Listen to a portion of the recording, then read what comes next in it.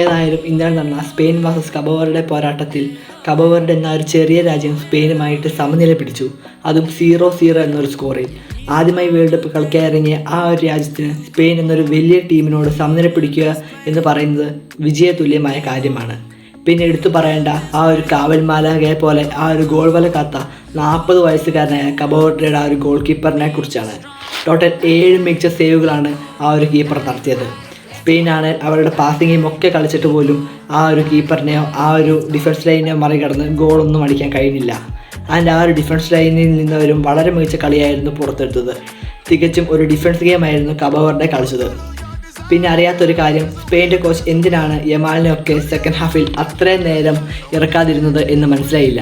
കളി തീരാറായപ്പോഴാണ് ഡാനി ഓൾമോനെ യമാലിനെയും ഒക്കെ ആ ഒരു കോച്ച് ഇറക്കിയത്.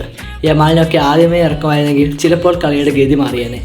സോ വേൾഡ് കപ്പിനെ കുറിച്ചുള്ള പ്രധാനപ്പെട്ട എല്ലാ കാര്യങ്ങളും അറിയാൻ വേണ്ടി ഈ ചാനൽ ജസ്റ്റ് ഒന്ന് ഫോളോ ചെയ്ത് വെച്ചേക്ക്.